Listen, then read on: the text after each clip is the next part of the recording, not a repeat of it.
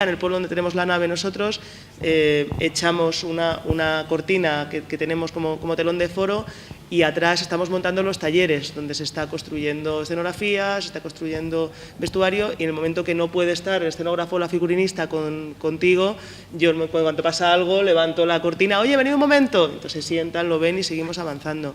Y eso sería lo ideal, poder trabajar así siempre, porque de ahí viene esa idea de la unidad de las artes que decíamos hace un momento. Gracias. ¿Ahí hay más preguntas?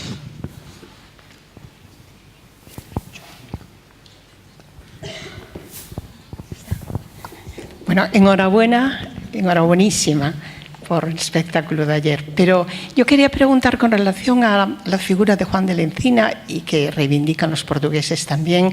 Sé que trabajáis en Portugal y quería preguntaros por la reacción del público portugués. ¿Es parecida a la de aquí? ¿O tenéis que adaptar algo? ¿Cambiáis algo en los textos? Con Juan de la Encina no hemos llegado a hacer nada en Portugal. Hemos hecho Gil pensé Vicente, que sí, que lo habíais Gil Vicente sobre todo, y la reacción de ellos es espectacular. ¿Sí? Espectacular, porque realmente primero no están acostumbrados a ver Gil Vicentes españoles allí. Ellos hacen una parte muy limitada de Gil Vicente, la parte más farsesca normalmente. Y entonces esto es una cosa muy curiosa, porque es su gran autor y hay unos españoles que vienen a representarles obras que ellos no conocen de su gran autor. Y luego también cambiar cosas no. Hemos trabajado con Gil Vicente, con lo que hemos trabajado siempre, y también hay que tener en cuenta que casi todos los portugueses hablan español y casi ningún español sobre la tierra le habla portugués. Sergio sí, y además portugués de negro. Eso sí, portugués de 16. Pero hay un componente también distinto. Por ejemplo, en Portugal están mucho más abiertos a nuestro trabajo en muchas cosas, en muchos círculos, pero por ejemplo en Portugal tienen pendiente todo el trabajo sobre el verso y sobre el teatro clásico que ya se ha hecho en este país.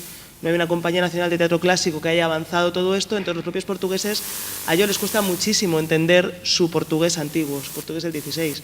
Entonces están haciendo un esfuerzo que el público medio aquí no tiene que hacer. Aquí los 5 primeros minutos de un Lope de Vega está todo el mundo así, luego ya acostumbrado, y también pues eso, son muchos años de una labor que ellos tienen pendiente allí. ¿Había otra por ahí en ese mismo sector? ¿Había otra pregunta? Bueno, una pregunta sencilla. Yo no soy una persona entendida, pero me dio la impresión ayer, bastantes veces, como que el lenguaje se parecía más bien a un gallego antiguo o algo así, que no a un español antiguo. Era así como era el español antiguamente, tal como en la obra de ayer. Claro, lo que hemos hecho es una reconstrucción fonética a partir de los estudios de historia de la lengua que existen. Entonces, obviamente hay como muchos recuerdos de fonética portuguesa, fonética catalana, fonética gallega, porque el castellano en aquella época pues tenía esas S sonoras, S sordas, ¿no? Podría decir dichoso, o pronunciamos la L, o sonidos que o se están perdiendo o ya se han perdido en castellano. Obviamente, claro, no se ha conservado ninguna grabación de la época, pero se ha podido reconstruir, la gente que se dedica a eso en los estudios de filología, pues tanto a través de la comparación con otras lenguas romances como a través de testimonios de la época, por ejemplo, de gramáticas para enseñar italiano a españoles o gramáticas para enseñar español a italiano. Entonces sabemos que la C, por ejemplo, lo que es la C actual, que se representaba con la C con cedilla, se pronunciaba plaza, porque en una gramática, en un diccionario de la época, decían, no, este sonido es igual al del italiano C.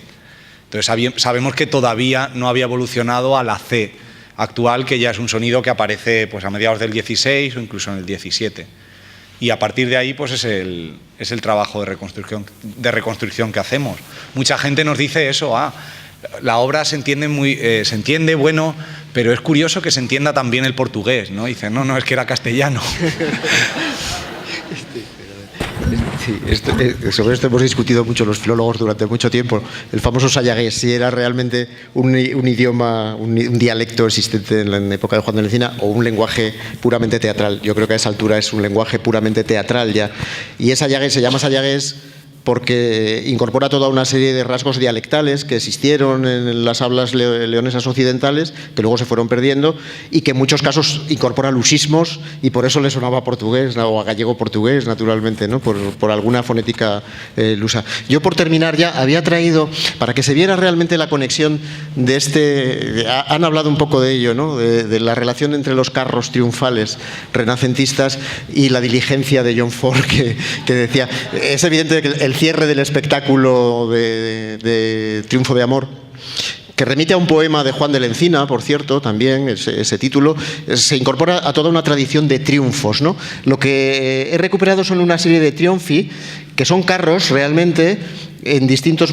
El primero que veíamos era el de un manuscrito de Petrarca.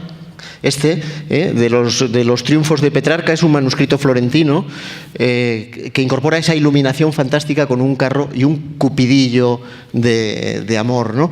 Si vemos alguno más, y es muy curioso porque estos triunfi de Petrarca, con otro cupidillo subido a una fuente, lanzando sus flechas, todavía hay alguno más, creo. Este también es de un códice de Petrarca, otro triunfo de amor, el mismo cupidillo lanzando flechas. Claro, lo que quería mostrar es que este es probablemente el que se parece más a nuestro Cupido, a nuestro Javier, porque es un Cupido ya muy más adulto y muy estilizado, evidentemente. Yo no sé si habéis visto estas imágenes. Esto es a lo que se refería Ana, que tenían encima de la mesa mucho material histórico, en este caso mucho material iconográfico, ¿no? Y es muy curioso porque, podéis pasar a la siguiente, todos estos materiales, aquí hay otro carro de amor tirado por caballos y con un cupido, estos materiales de los triunfos se utilizaban en las celebraciones de los esponsales nobiliarios, ¿no? Y es en ese contexto precisamente en el que se insertan las piezas que eligieron para representar, tanto la égloga en Recuesta de unos amores, o la égloga sobre la representación sobre el poder del amor, como la égloga de Cristino y Febea, tuvieron lugar en Salamanca en 1497 en los esponsales del príncipe Don Juan. Claro, el príncipe Don Juan, que se casa con la princesa Margarita de Austria, representaba la fusión deseada de las dos casas, era un matrimonio de gobierno, la fusión deseada de las dos casas poderosas en Europa, ¿no? Para aislar al territorio francés, y se celebraron amplísimamente. La princesa Margarita llega a Santander y luego va hasta Burgos, donde les casa el cardenal Cisneros, y en Salamanca se recibe a los novios con unos esponsales de los que forman parte la representación de Encina, ¿no?